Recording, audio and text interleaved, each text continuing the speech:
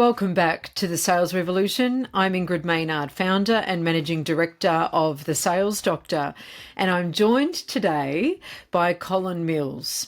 Colin Mills is the founder of the CFO Centre and Liberty Group, global leaders in the world of fractional C-suite services, and we'll be talking about the future of work a little bit today in this conversation.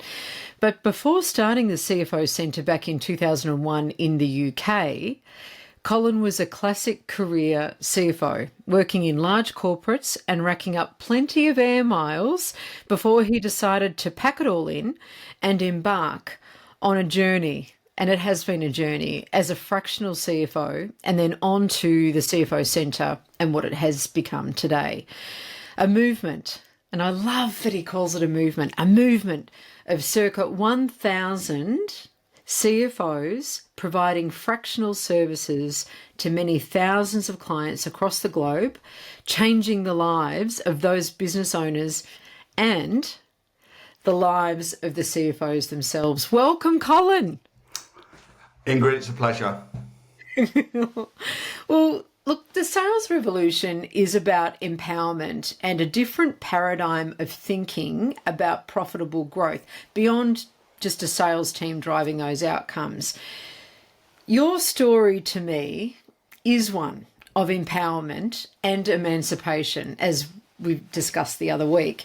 And it's one that I think many people listening to will relate to.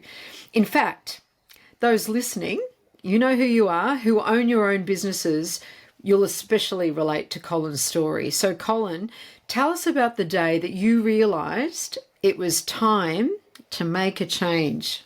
Yes. Well, to be honest, Ingrid, it had been building in me for a while, just in terms of, I think at the time I was in my early 40s, career was good, income stream was great, lifestyle with a wife and 4 kids was rubbish. And it was like, hang on a second, I think the thought was, hang on a second, if I don't take control of my own life at some point, I'm always going to be controlled by others. So it was that thought that probably sat with me, to be honest, for probably a couple of years. And then sometimes you talk about the day. I distinctly remember the day when, sometimes it's a straw that breaks the camel's back. I'd been on a very important business trip to Italy. It was a difficult time for me. My father had recently died. But there didn't seem much compassion about that with my employer at the time. And one day on the trip back from Italy, rather than turn right to get the train back into the city and the office, I turned left and went home.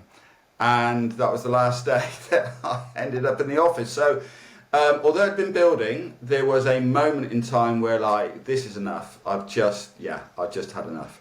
And so I had been thinking about the CFO Centre and what that might look like. But of course, that step into the unknown is still scary.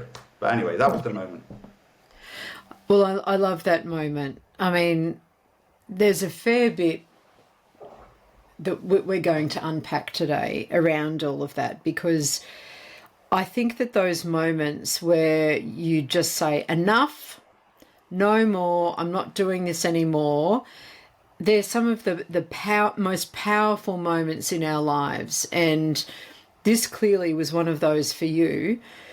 But it wasn't just making that decision like, I'm not doing that. It was about saying, okay, this is what I'm going to do instead. And so what I'd really like to hear about now is the next step that you took. So talk us through. So, okay, you made the decision, that's behind. You'd already had this concept of the CFO Centre in your mind. So tell us what the CFO Centre actually is, and tell us about how you created a movement, because it is a movement, and I love that you call it a movement, and how that movement actually emancipates business owners and the fractional CFOs who do this work. Yeah. Well, in terms of what we do, I mean, it's pretty straightforward, really. The idea was, my trade, my skill set, my background was as a traditional CFO. And, after qualification, it was a circuitous route of, as I sometimes describe it, British PLCs at subsidiary, division, and group level. So there was nothing. I'd spent some formative years in the Mars group of companies, which I thought was, they definitely had some progressive perspectives on people. You did work really hard. You got paid really well. Your responsibilities were quite narrow. And I was looking to, I was interested in business, not just finance, I suppose. But after that circuitous route of British PLCs and CFO roles, when it came to the time of, okay, what am I going to do with the rest of my life? I remember reading Ikigai, if that's the way you pronounce it in Australia, and it was like those circles, and it went something like, from memory, like, what am I good at? What am I really good at? And I was a really good CFO, actually. What am I really good at? What can I take to the world? Is the market going to be there for these services? What might I get paid for? Because that was important. Wife and 4 kids. The mortgage wasn't going to go away. I think there was one other. But where all those circles crossed over was right in the middle of that was CFO, definitely. And it was like, how could I bring that skill set to perhaps smaller businesses, mid-tier? I realised fairly quickly that the real small guys, probably startups, we're not for free. So I realised that might not be the spot, but for mid-tier businesses that didn't need, couldn't afford a full-time CFO, but needed that skill set, talking to some pals of mine who ran businesses, running that idea by them was like, if you can deliver those services in an affordable way, that could work. I mean, the word fractional didn't exist in those days. We call it fractional CFO now, and what is it? Well, we are your CFO in your business. All of our guys have worked sort of up there. They know what good looks like. Here are some ambitious business owners here who want to get from here to there, and we're there to help you. Our exocet, if you will, into the business is the CFO skill set. But moreover, not only do we provide great financial skills, but the business skills that come with a larger CFO skill set, I found, and the contacts and the relationships that we've built up over the years, I found deliver a lot more than just a great cash flow forecast and some insight into your P&L and how to go through the mechanics of scale up. It's all those things plus, if you see what I mean. So that's what our game is, and as you said in the introduction, real clear, when we really thought about this some years ago, it was, okay, what do we do? Well, what appears on our invoice is fractional CFO services, but one of our guys at the time, one of our regional directors, when we were talking about it, he said, actually, we're in the game of changing people's lives. And that really, really resonated with, all the people in the room. And it was like, that is actually what we're doing. And through that process, as you also said, we're in the game of changing our own life. And that really, that was the stimulus for me in the first place. So yeah, that's a long answer to the question of what. Not at all. No, that's the most perfect answer to that question. And the line that I've written down that I just really want to repeat here that you said was, we're in the game of changing people's lives.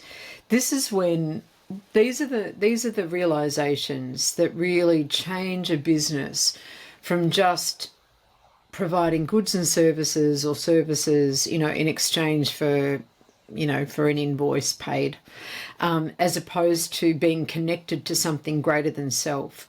And when people are connected to something greater than themselves, they find that inner resourcefulness that they otherwise wouldn't have. That's certainly been my personal experience. And I think in articulating it the way that you have, you've now taken a concept into something more that people can really understand. And so it becomes something that connects their hearts and minds to it, rather than just, I could be a CFO, or I need a fractional CFO. It's not a function anymore. It's not a commodity. It's actually something far bigger. Yeah, yeah. I couldn't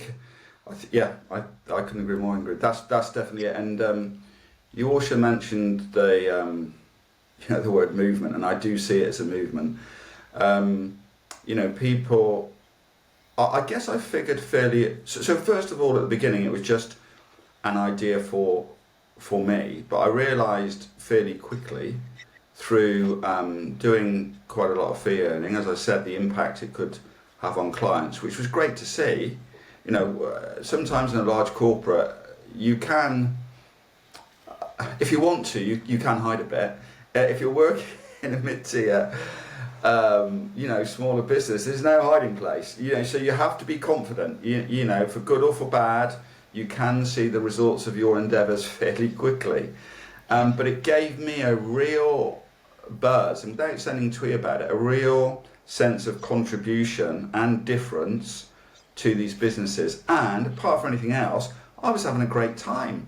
It was just the sort of freedom that you had, not being owned by that big corporate. And I sort of realised fairly early on, hang on a second, it's going to be bound. There's going to be loads of people. There's bound to be loads of people like me, Yes.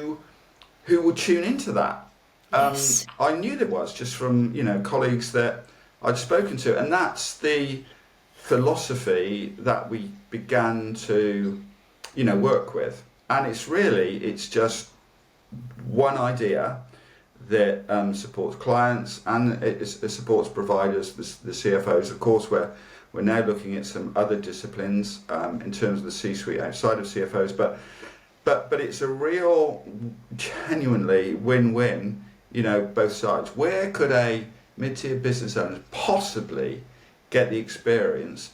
And in our case, not just one fractional CFO who's been there, seen it and done it, and worked for probably a large business in the same sector, but a whole collection of CFOs, regionally, nationally, internationally. We talk a lot about the answer is always going to be in the room, our virtual room. So obviously you've got confidentialities, but however good a CFO you are, and I was a good one, you don't know all the answers. And so we do team up, we support each other in terms of different client situations. So, for clients, we like to think the evidence appears to be that, they're getting great value, and they keep coming back, and we love working with them, and we love seeing, like I said, the difference that we can make. Yeah. I mean, when I interviewed JP, we talked about that video, and I'm pretty sure we put that in the show notes. There was a link to that video about the numbers that matter. Yeah. And that was incredibly moving to watch that. And so I will make sure that we put that link in the show notes again, because they're the things that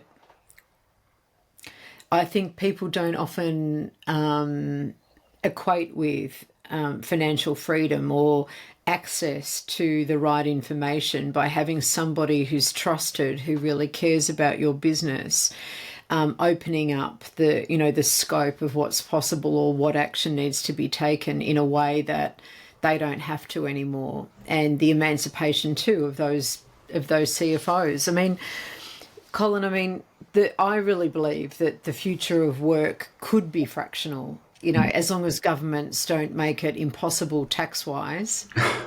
Yeah. Don't even get me started on that. To do that. I mean, a few years ago, I had this a bit of an epiphany way before I even knew about the CFO Centre, spoke to JP, and I was talking about contracting, and that the future, I think, is about contracting, because when you have somebody who runs their own business or consulting service, and they're delivering a service to a client, it changes things. It's a different mindset. It's about value delivery.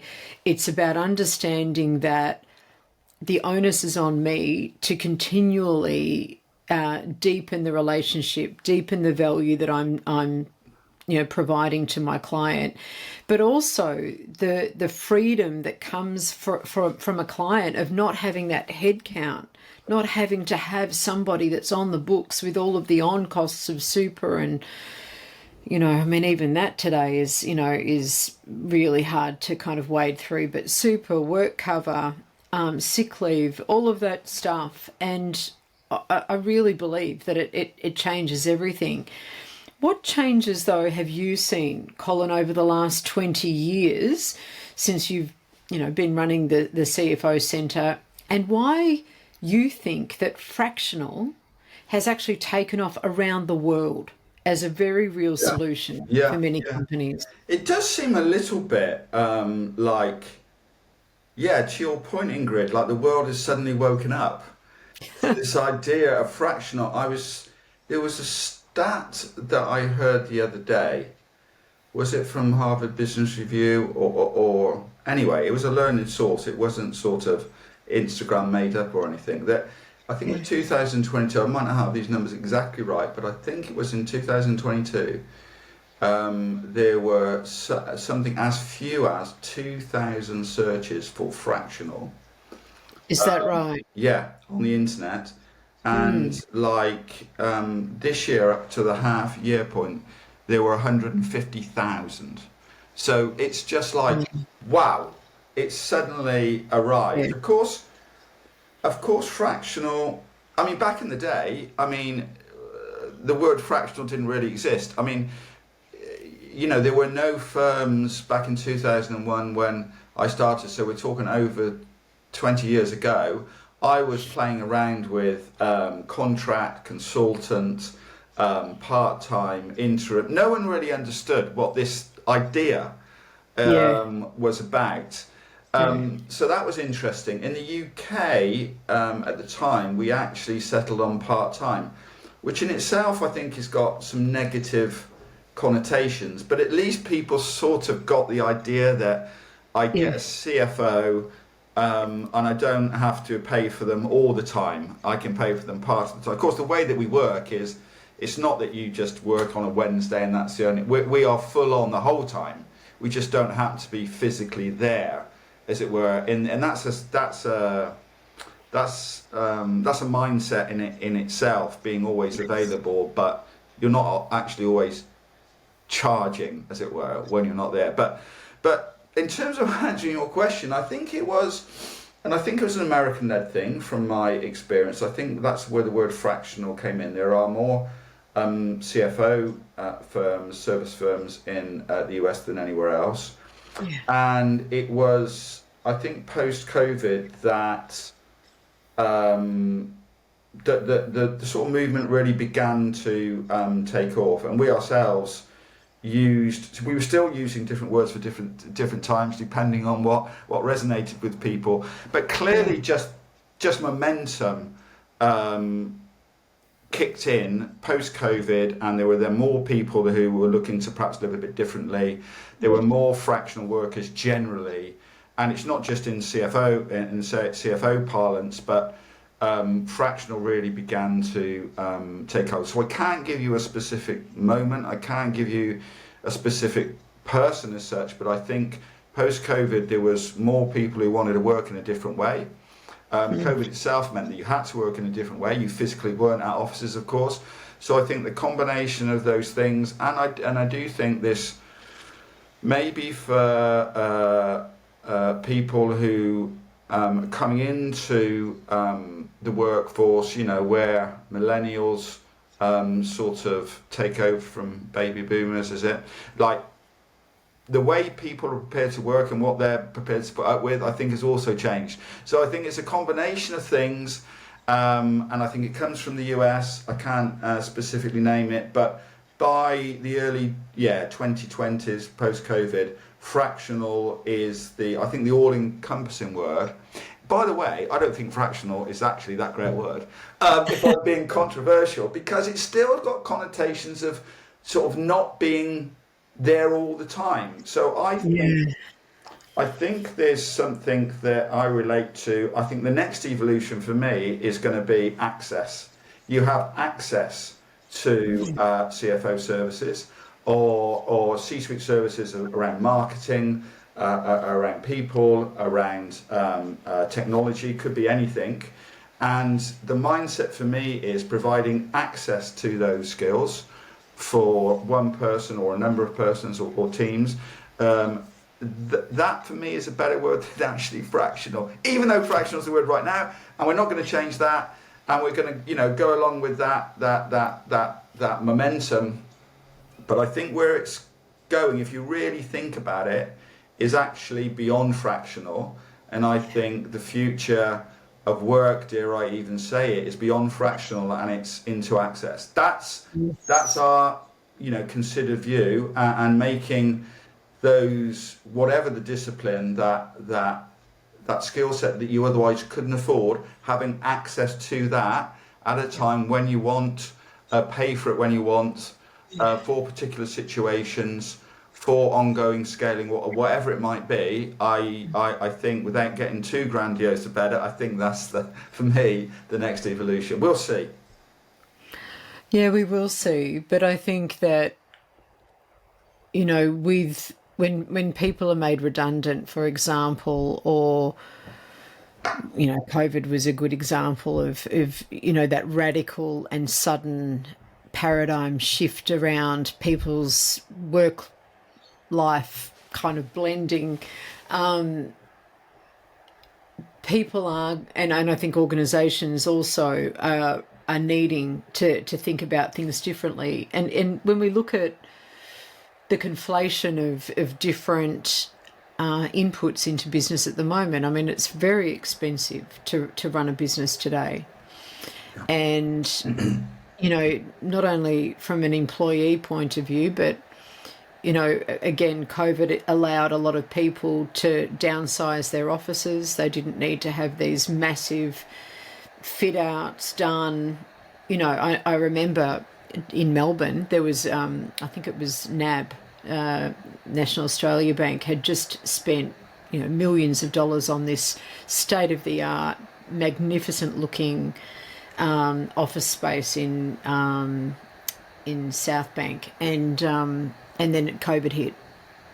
And the way that we work, now changes. And so the footprint that they once needed, they don't need anymore, because people are, working from home, a few days a week, coming into the office, and they can kind of work that out effectively. But I know that those sorts of paradigms have changed, and I don't doubt that things are going to get tougher. And if we're not imaginative about how we do this, I think we could, possibly, get ourselves into trouble. But the opportunity that comes with those sorts of challenges, I think, lends itself to us going, maybe we could look at our entire workforce as being fractional, perhaps. And what that actually does is it enables an organisation and the people that provide services into that organisation to be far more outcome driven, far more value driven, far more customer based, in their mindsets. I just think it's I mean, whether or not we get there, I don't know. But I would be very excited about a future that went down that path, knowing that would be a really big stretch for a lot of people to relearn how to do that, rather than just turning up, clocking in, and being a warm body. Yeah, no, I totally agree, Ingrid. And certainly in our world, you mentioned outcomes. We live our life based on delivering outcomes. Because if we don't, guess what? We're not going to that client the next week. And so I just think, like I said at the beginning, you do have to be, to really make a success of this space. You have to be you have to be really good. There's no hiding. You have to be confident. You have to deliver.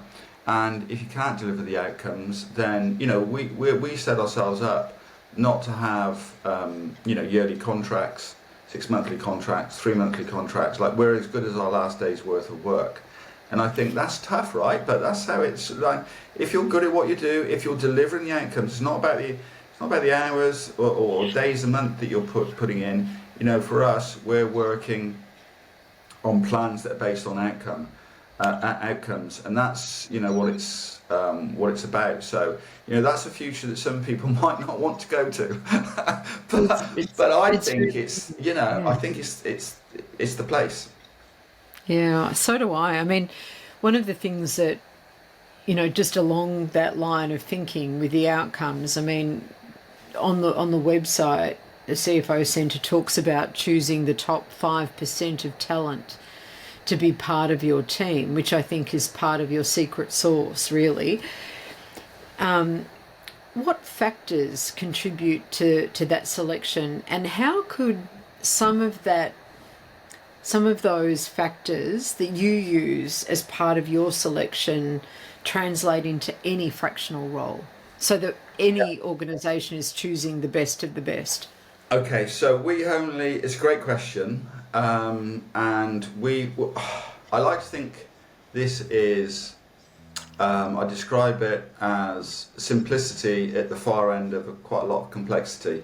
So here's the thing: there are only three things we think. There are only three things that are important in our CFO world, and you can apply it to other functions as well. One is, in our world, you have to be qualified from one of the major chartered institutes. So that's helpful in the sense, from an accounting perspective. There is that recognised chartered qualification. So number one, you have to be qualified from one of the major chartered institutions. Number two, you have to have been a real life CFO, once, twice, or several times over. Like, there's no room for imposters. We're actually not a training ground for CFOs. That's not what we're about. We're looking for people, I guess, like me, who've been there, seen it, and done it. So you have to have done the job. Doesn't mean to say you have to have worked in an SME. I'd never worked in an SME in my life. If you've got the right mindset, you can adapt. Of course, if you worked in SMEs, then you're more used to that environment. But we have found we've got some fantastic CFOs who are operating in the space that never worked in an SME in their life. If you've got the right mindset, you can adapt. So the second is, you have to have been there, seen it, done it. You have to have been a CFO. And third is, and this is the most important one, and this is where we are super picky in our selection process. You have to be able to pass what we call the CFO Centre barbecue test. Now, Okay. I hope that works in Australia. Plenty of barbecues in Australia, I know. So what I mean to say is, this was originally devised. My wife Julie, we when it's not raining in the UK, we like barbecues, and so we have barbecues. And at our barbecues, there are people from literally all walks of life. This is how we distilled it. So they can be, traders, they can be, many multi-millionaire types, literally all types. And what we've observed is, if you're a great CFO and you've got the first two characteristics, but you're stood in the corner looking down at your shoes and you're not engaging with business owners, family, friends, kids, like, if you can't engage, because a lot of our work is dependent on influence and persuasion. It's not about the technical skill that you've got, unless you can get messages across, unless you can persuade, unless you can influence, not manipulate, but influence, then it doesn't matter how great a CFO you are, it doesn't matter at all. So if you can't communicate really well and you're too introvert, then it's just not going to work in our space. And also the ability, so you don't have to be the cabaret, but you have to get your hands dirty in this world. Sometimes if you walk into a business and things aren't, quite straight, you have to roll your sleeves up and get your hands dirty. And so that in our world, that's like if some burgers need flipping, like, do you know what I mean? You've got to roll your sleeves up and flip some burgers. And so to be personable, to be able to communicate, to integrate, to not look, out of place in that environment is a really important part of it. And we link that to, what we don't want is those CFOs, and I am one, so I feel like I can say it. We don't want those, what I call well-balanced CFOs, they've got a chip on both shoulders. Why? Do you know what I mean? It's just like, because sometimes finance people, they are a bit like that. Okay. And it's like, oh, look at me, and we won't be grounded in terms of what we do, because we're talking about real businesses, people's babies almost, their businesses, and it's real life and it's very real. And it's not the big corporate where everything sort of can get a bit lost. So anyway, they're the three things, and the most important thing is the barbecue test, and we've got a 4-touch process, so it's not a short recruitment process within the business, because we want to make sure it's not only working for clients, but we want to make sure this is going to work for the individual CFOs themselves. So it's a two-way street, and to understand people's stories, why they want to join, what the drivers are, like these are really important things, because we don't want a CFO coming in between the last big corporate job and the next big corporate job. We see, we see this as people join us for life.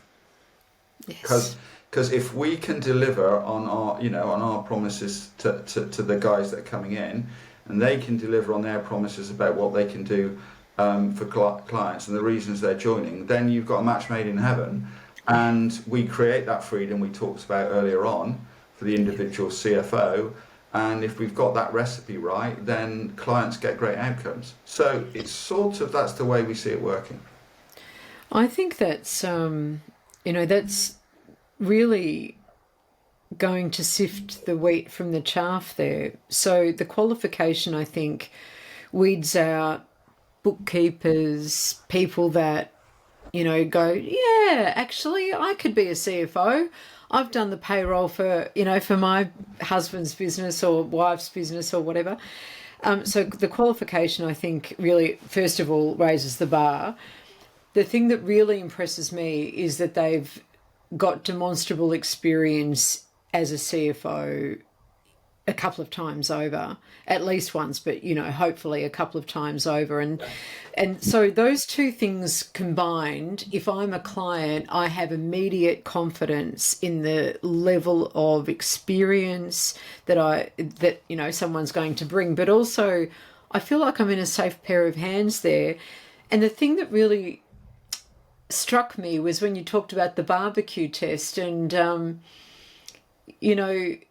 you're absolutely right. When you talk about small business, you can't sit in an office and just say, this is my role and I'm only going to do my role. I mean, as a small business, anyone that's working in it understands that you need to, roll the sleeves up, get in there, do what's required. There is no such thing as just sticking to your job description.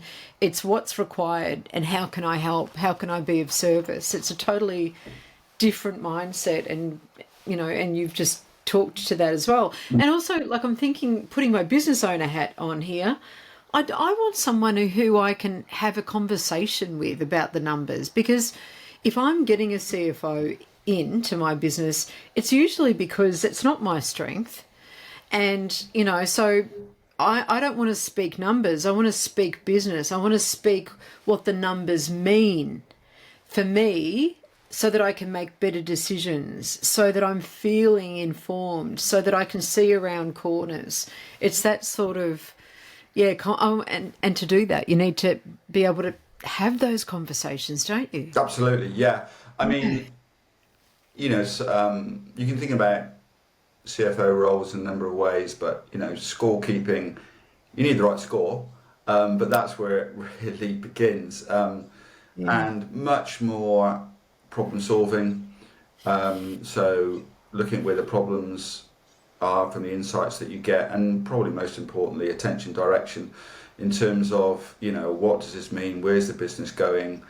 Talking about the options. Really, our CFOs, like me, are interested in business, not so much the pure numbers, but numbers, as Warren Buffett, wasn't it, that said that, art is the language of business, accounting is the language of business. I mean, that just happens to be the game that we're in, but we need people to be in the game of business and understand the language of accounting, but be able to connect with business owners, not just the businesses, but business owners. And we talk about the numbers that really matter. You mentioned that earlier on. It's our way of saying, what are the numbers that really matter?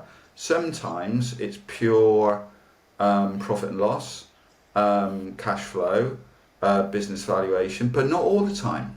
What we see for, it's not just what we do, but how we do it is important, and the outcomes that clients are looking for are not always financial. So having the time to understand that, having a wider business perspective and a wider understanding that it's people's lives that we're affecting, not just the performance of the business. Yeah. They are really, that's what makes a very special CFO of any type, in our world, fractional CFO. And if you're doing it over multiple clients, you've got to be able to keep those balls in the air at the same time. So we are looking for a very special type of person. And also the thing is now, like, one of our steps in our recruitment process is potential CFOs meet CFOs that are already in the business. That's one of the steps. And trust me, the existing CFOs in the business, they are the toughest judges of all, because reputation's very hard won and extremely easily lost. So they don't want someone coming in and mucking up or damaging, their reputation, because Right. CFO Centre's reputation is linked to the individuals that are within the business. And as I said before, we seek to support each other in terms of our secret sauce. There's the financial intelligence. We've talked about the three measures there. There's the emotional intelligence, and we've talked about that. But also there's the collective intelligence of, you buy one and get 999 for free sort of thing. And that's what we're trying to deliver, that sort of value in the way that we do this. And people like that, and it's the team thing is not just about the client getting access to all of that leverage, all of that skill set. That's part of it. But no one really wants to be, we're tribal animals, so the idea of being in a tribe and a together way, with monthly physical meetings, there, depending on the location, supported by, Zoom and team meetings, being part of something is innately human. And so we're also trying to create that with the model that we've created. And people, I remember one of our very first CFOs, this really hit me. I think it was our first CFO that we ever took on in London. He's recently retired, sailing most of the time now. And he said to me, he was actually working as an independent. We would call it an independent fractional CFO these days. And he approached me in terms of connecting with the CFO Centre. And his big driver was, I said, Bertie, why on earth? You seem to be working pretty successfully as an independent. Why on earth would you, want to come and work with CFO Centre? And in his very British public school voice, he's like, oh, Colin, it's terribly lonely when you're on your own. So to be sort of connected to a load of good chaps, we were mostly chaps in those days, a lot more females, I'm pleased to say now, but, to be part of a team, and it's just so nice. And I don't know all the answers, but I know plenty of them. So, Colin, in addition to emancipating yourself, CFO Centre is truly a family affair. I've had the privilege of having JP on the podcast, and I now count him as a friend, which is lovely for me. What lessons can you share with us about working with family, like, what to avoid and what to make sure of? That's a great question, Ingrid. Well, to begin with, I mean, it didn't set a bit of context. It didn't set out to be a family affair. I mean, that wasn't the original game. But my youngest son, so we've got four sons, all in the business. My wife was very much in the business in the early days. We were paying CFOs on a Sunday afternoon, normal sort of thing.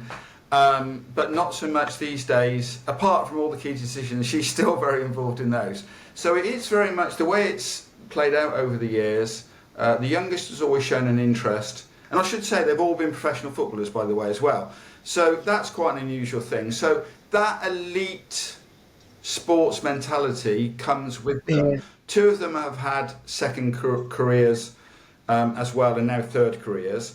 But anyway, through a variety of means, we've sort of collided in a good way together in terms of all being involved in the business. So the family, so listen, in terms of doing what I do, of course, advising companies, a lot of which are family businesses, I have seen a lot of, it's the classic dysfunctional.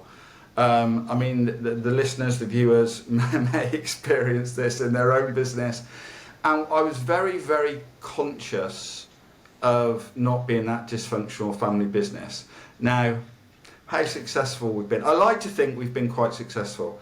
And so I've gone about this in quite a structured way. I've spoken to other business owners who have got their own family in the business. I've done a fair bit of research about the classic things that can go wrong. And I Yeah. think, anyway, to cut quite a long story, so we take it seriously.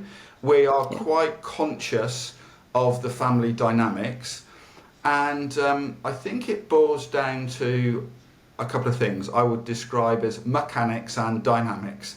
So there's the mechanics of it in terms of the different meetings and the structures, and I think the formation that came together with the family charter.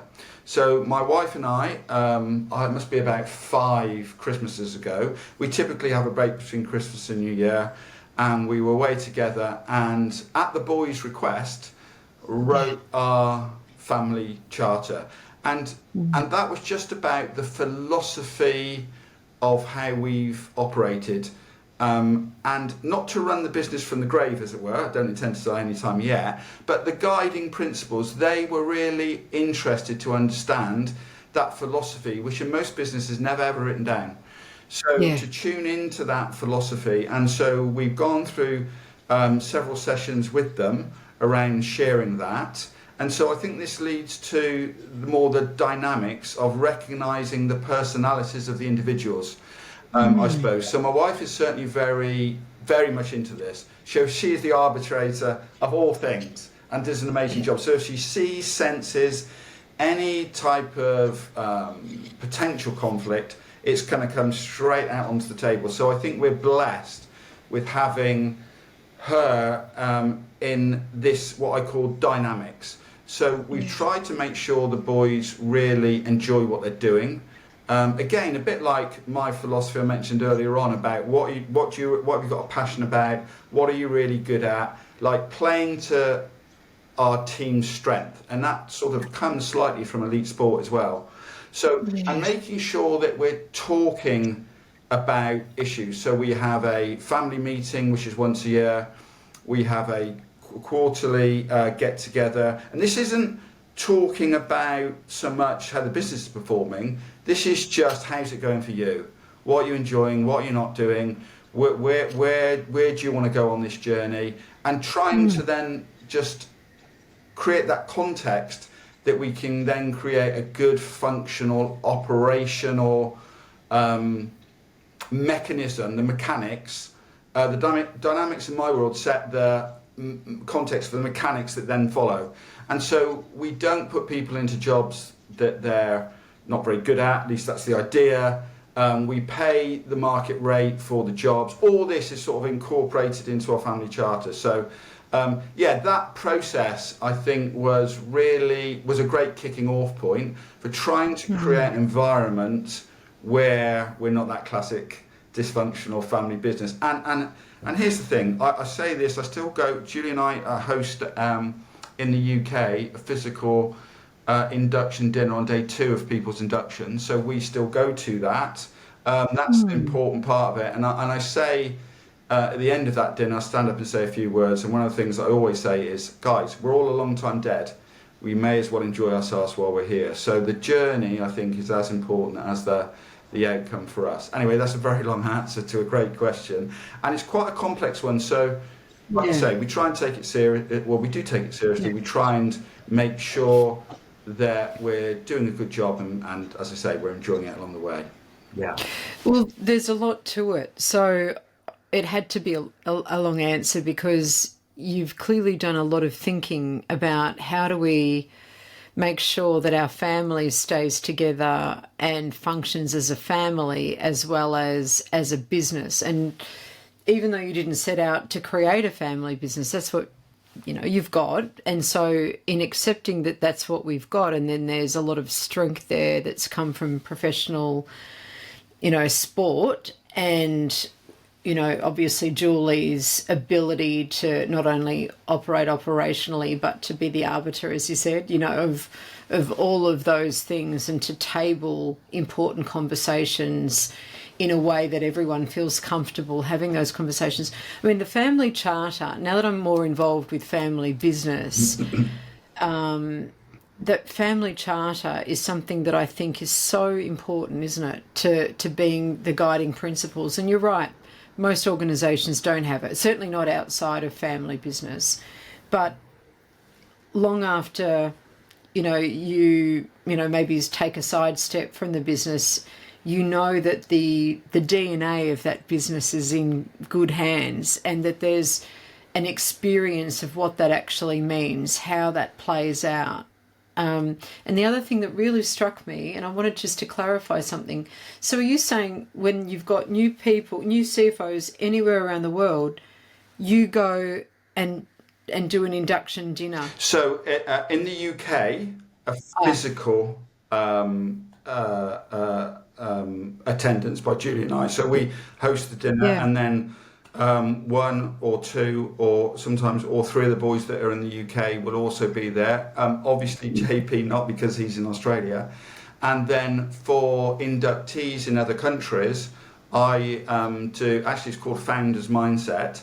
I do an induction piece where again I'm just trying to share that philosophy around our DNA. So obviously they go through a program, and we've been quite strong in developing our IP in the way that we go to market and the way that we do the work, and they get exposure to all of that. And we've invested in learning systems to support them in their journeys, because the CFO work is the easy bit. As I mentioned earlier on, that's the easy bit. It's like all the influence and persuasion stuff, and ways to service clients and keep clients, and you only keep clients if you deliver value over a long period of time, right?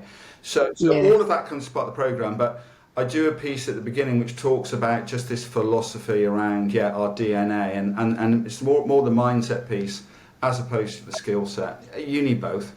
But the dinners in the UK, people are often surprised that Julie and I are there, but we love it, and it's a great opportunity, certainly for me, just it's checking back in on the barbecue test. Do these people fit?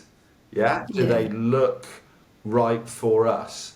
Because I think that's really important in terms of going back to the thing you said right at the very beginning, not just creating this movement, but keeping that movement alive with real momentum. And that's all better people. See, it's funny when I listen to people like you talking about some of the things that you've put into place, there are patterns that, obviously they say that success leaves clues, and this is one of them. And there's a couple of things that you've done here that I know are incredibly meaningful and make you in a completely different stratosphere to anyone that might be kind of, trying to be a competitor, because it's not about the CFO. I mean, it is. I know that that's the product, right? But what you've created here is you're very strong on the quality of our people and how we do business. And so I can't begin to tell you, and I wonder if you get feedback about how meaningful that is for people who are just joining, to have the founder, and sometimes Julie there too, co-founder, in the room welcoming them, or even just doing, how you said about the founder's mindset, that induction program, to really start the way that you hope, or that you mean for them to continue, so that, again, even though you've got the family charter, those guiding principles, are set from day one. And so there's an appreciation and an understanding from the horse's mouth, so to speak, about what it means to be part of this. Yeah, I think it's good to have things written down. Yet to bring it alive is really what it's about, both in terms of the relationships between ourselves and, of course, the work that we do for our clients, most importantly. So, yeah, I mean, it's just the way that we've evolved. It's just a representation of us. And you're right, like quite a few people are surprised that we're actually there, but it's nice for us as well to tell a few, war stories, and it makes people chuckle about just, where we've come from. But within it all, there is a serious point in terms of, to your point, Ingrid, it's really the DNA of the business, and that lives through our people. So, keeping it alive, energizing it continuously is a really important part of, what we're about. Oh, look, I mean, I used to, many years ago, I worked for the Body Shop, and I happened to meet Anita Roddick on a couple of occasions, and there was nothing like the energy that she brought. It was unique. It was real. Oh, I'm getting emotional when I think about her, because she was special, and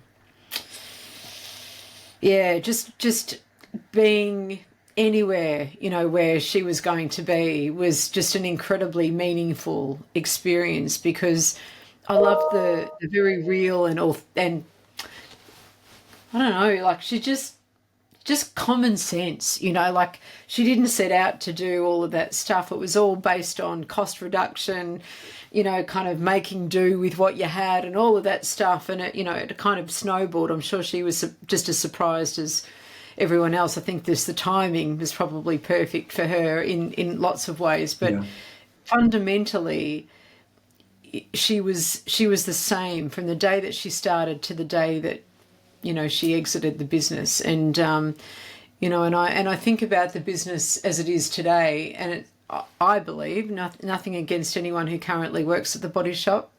I don't mean to be a blasphemer here, but I just feel like it's a husk of what it was, because she would do those tours. She would come out and give presentations and connect us back to to what mattered to her, and it would be the same for your people, hearing from you. Yeah, totally. It's interesting. I spend most of my time these days, I'm in Australia at the moment, and whilst in Perth, I'm with JP in Perth at the moment. Of course I'm going to be going to a team meeting, and of course I'm going to be espousing that philosophy. Some of the guys, of course, will have heard it before, but I like to think it's refreshing for new people that have joined us. It's just sort of re-establishing, hopefully, what they've already heard about what we're all about. I really enjoy it, and I continue to be slightly surprised that I really think that the guys and girls themselves enjoy it as well. I mean, the name of the game for me now is really legacy, in terms of what I'm about, and like I say, we've embodied that in our family charter. We revisit it as a family, once a year to make sure that it continues to make sense, and I spend most of my time. Fortunately, I'm very fortunate that travelling now, I was racking up emails in the corporate life. I'm still racking up emails. It's a very big difference though. I'm doing it now with my wife. We can go when we want, where we want, and we try and share ourselves out around and about, but we have some real fun doing it, and it's just a joy really, and it's a joy to see that the guys that are connecting with us having that freedom, and also none of it counts without delivering value to clients. So that's the name of the game really, Ingrid. Outstanding. I mean, I think that, I love that word freedom, and I'm a big advocate for personal freedom, and for people being able to choose the way that they want to live their lives to the best, without impinging on other people, but, just emancipating themselves and being able to be the masters and mistresses of their own destiny, Yeah. But I just would like to comment on the fact that you have an incredibly successful business here, but you also have created a successful family, and then a successful family business. And that says so much about the way that you and Julie do life, I would suggest. And I just want to say it's outstanding, and you are on mission, sir. You are on mission in terms of creating legacy. You've got 4 boys that are your legacy for a start. I know they're men, but they'll always be your boys. Of course. And I've met one of them, and he's outstanding. And now you've created something that will live on. So congratulations, Colin. Thank you, Ingrid. And it's been a pleasure. I've really enjoyed our time together today. Yeah, me too. And thanks again. No worries. Thank you. Okay. Bye-bye. Okay, you've been listening to The Sales Revolution. I'm Ingrid Maynard. And to find out how The Sales Doctor can help your organisation to transform its revenue, growth and profit, visit us on our website at www.thesalesdoctor.com.au. I look forward to your company next episode. Bye for now.